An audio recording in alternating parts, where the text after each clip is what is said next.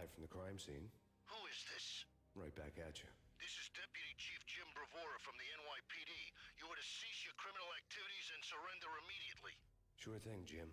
Me and the boys have been talking, and everyone's real sorry. They'll never do it again. Who the hell is this? Being placed at the scene of a bank robbery wouldn't have tipped the odds in my favor.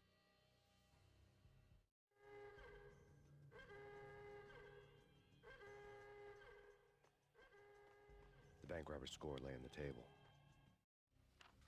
The bank robbers have been after Acer Corporation bonds.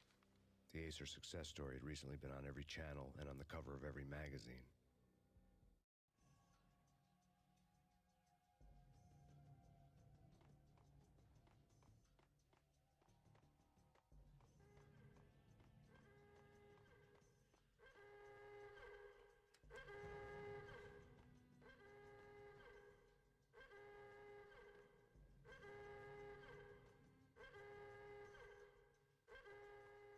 The bank robbers had left their tools on the table. Judging by the detonators, the crooks had bought enough explosives to send Lady Liberty into orbit.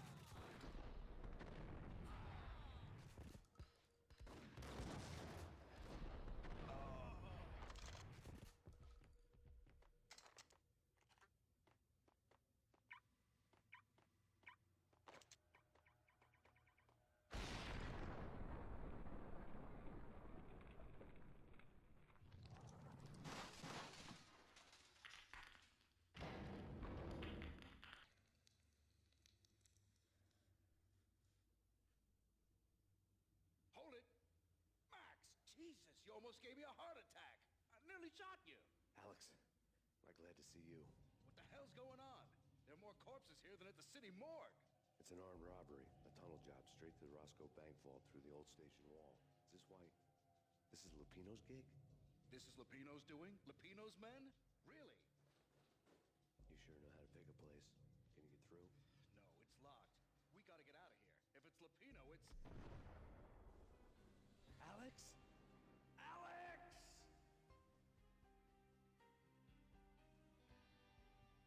There was nothing I could do. He was dead. I could tell by the empty, accusing stare of his eyes.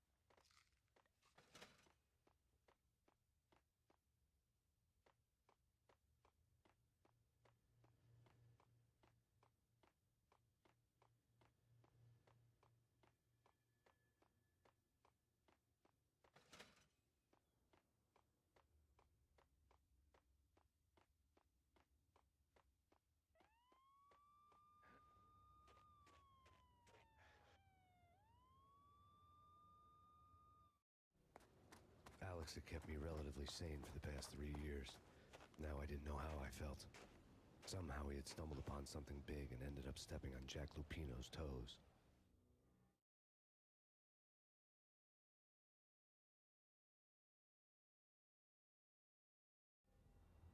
Lupino ran his racket of sex, drugs, and contract killings from a sleazy hotel in a slum block of tenements. The NYPD was closing in. I could hear the sirens. Their wail was a crescendo. Lupino thought he could get us by taking Alex out and leaving me to take the fall for it. All he had gotten was my attention. I went for the hotel first. It was a sad old thing with flickering lamps and faded colors, cheap mobster punks and tired-eyed prostitutes. I walked straight in, playing at Bogart, like I'd done 100 times before. The place was run by a couple of murdering mobsters with shark smiles. The Finito brothers. Ladies and gentlemen, it's the Payne in the butt. Payne to the max. You're killing me. Did you make that up yourselves, or you get some wino downstairs to come up with it? Don't answer that. A rhetorical question. I got something for the boss. Lupino around? That kind of depends on who's asking. A friend or a junk squad planner. Don't answer. It's one of them, how do you put it, rhetorical questions. Lupino ain't here, but he says bye. Lupino wasn't in his cheap hotel. Instead, I ran into the Finito brothers. My cover had been blown. The door slammed shut behind me, and then I was dodging bullets like raindrops. Payne in the butt. Ha-ha! Payne to the max. Junk squad pig. Got a ticket to Marble City for you. Eat first and lying down. Bring it in.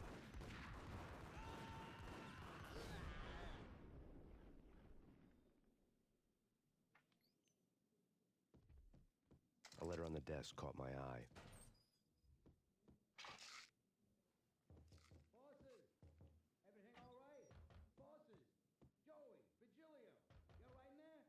They're not answering. Call the others. Tell them to come quick. Okay, but we...